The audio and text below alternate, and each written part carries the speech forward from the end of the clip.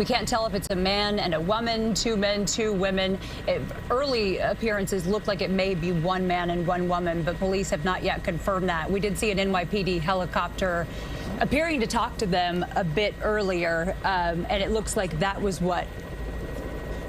And it looked, now it looks like this man is proposing. Oh my gosh. To this woman? It looks like it. Okay, so that's the word we're getting, that it looks like there's a proposal going on, which, okay. I mean, it would jive with the words on the flag, but also this is an incredibly dangerous and... Yeah.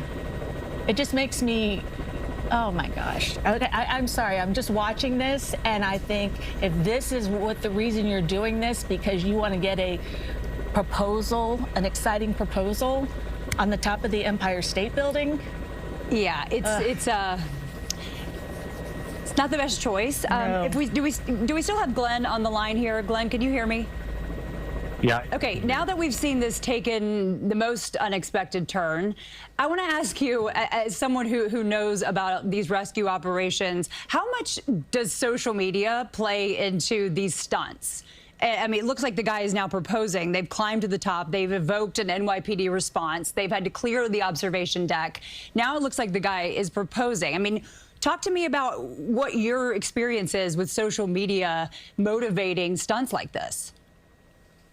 Yeah, I think this is the basis of it, and just in your case, just general news coverage and things. This again is gone worldwide. It'll be on the front page of every paper tomorrow morning.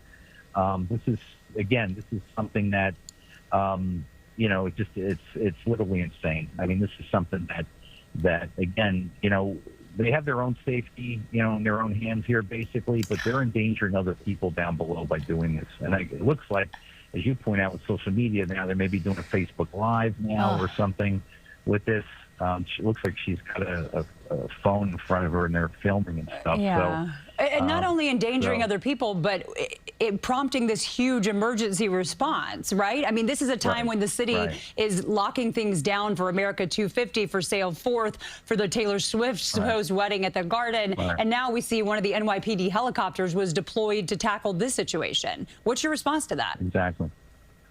Well, to me, it begs the question, how did these people get up there in the first place? What kind of security was lacking here to allow them to climb up here and, basically do what they're doing right now? This is astonishing that this could happen here. And again, this is one of the most iconic buildings in New York City, right? So it's almost impossible. And again, it looks like they're, filming or doing something with their phones right now. And I'm sure they've got something, out that they're broadcasting to people around the world right now of what's going on. So this is one of a kind. This will go in the history books, I'm sure. So now, is the police helicopter still near them? I'm just curious because we thought maybe they had talked them down, but it looks like this was their plan to. It does.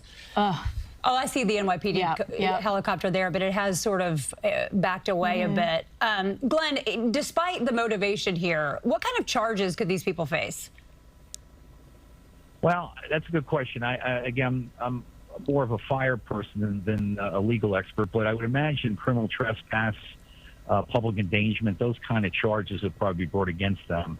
And again, if you look at, I'm not familiar what happened to the woman on the Statue of Liberty and things, but I remember again, Philippe Petit putting the cable between the two Twin Towers and crossing back and forth. And he was charged, but there was a unique ending to it that I can't remember what happened. But basically, I think the judge gave him $1 fine or something like that, and that was the end of it. But again, this is one in which, it's a lot different now in today's world and stuff. This could have been two terrorists up there doing something. Right. Yeah, you have to be prepared for anything. Get there. Right. So now that they're on this sort of midway, we can't even call this a platform. It looks like some kind of open grate. Are you able to see, Glenn, from your screen, what's the way down now? Are they going to go inside? How do they get down from here? So. Yeah, I think it's on the inside there, and I'm be surprised. Actually, the one fellow, I think it's the man going down right now. Okay. We should be looking from the bottom up too, as well, because we might see some NYPD, emergency service unit officers climbing up towards them. That may happen as well. Yeah, you know, and now we see the other person going in there right now, and I mean, that has to be a lot safer than doing from the outside, which is what they were doing for about half an hour on the top of the spear. I'm still can't believe this is happening. Hopefully she'll just get back in there and they'll both come down. There we go. Exactly. There she goes. And Glenn, just for people who may not understand, explain what these sort of interior stairways are for. This is for people who would actually work on this, right? Work on the spire here? Right.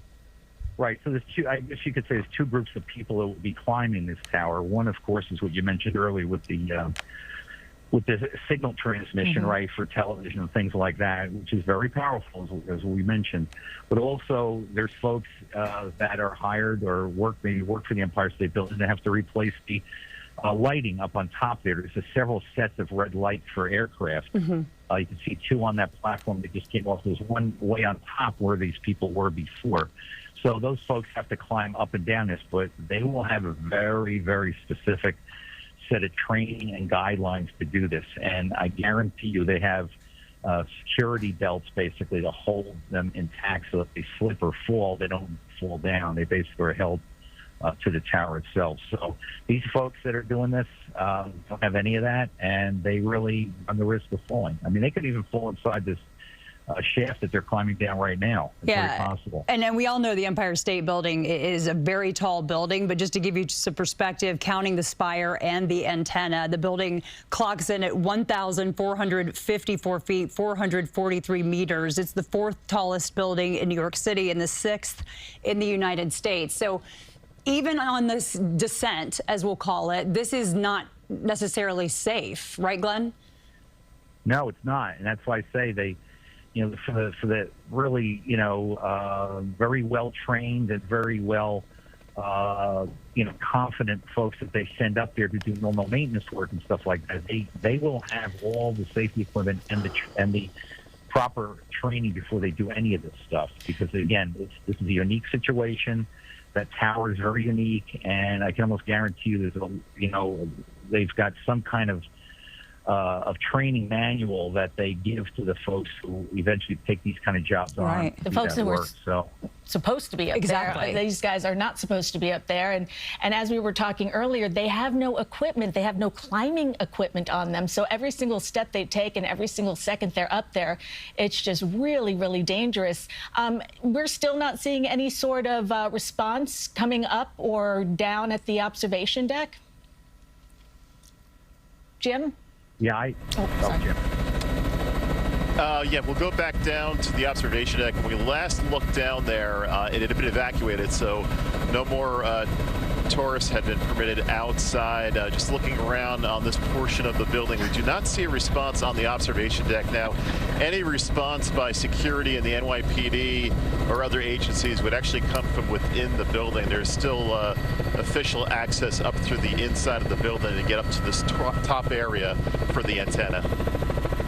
And so, Glenn, for the people who are supposed to be up there when they need to conduct routine maintenance, would they be wearing sort of safety harnesses, or am I overthinking this? No, they definitely would. That's the thing. That's the kind of safety equipment they would have. And they would know every step on that tower, you know, going all the way up. They would know every single step there. But they would have their own secure ability to secure themselves as they go up, basically. You know, doing maintenance, this kind of maintenance, you know, it would be very careful in doing it. They go step by step, click in all the way up, so that they're always secure. So if something happens, if their foot slips on one of these either steps or one of these rungs that are hanging out, basically, they slip. They don't go very far. They just fall a foot or two. So that's again the same kind of equipment that the FDNY carries for high-angle rescue. I mean, that's the kind of essentially the same concept of doing that kind of work. You can see there's actually two more red lights down as they're going down there, so you can understand that again they have to go up there fairly regularly. The maintenance workers to do the work to keep this keep this tower visible for the aircraft and things like that. Yeah, and as we mentioned earlier, we saw these two people who just went through a proposal on the top of the Empire State Building. No ropes, no harnesses, no safety equipment that we could see. They apparently climbed to the very, very top to hang a flag, stayed up there for about 36 minutes, and then climbed down, went through the proposal, and now it looks like they're still climbing down.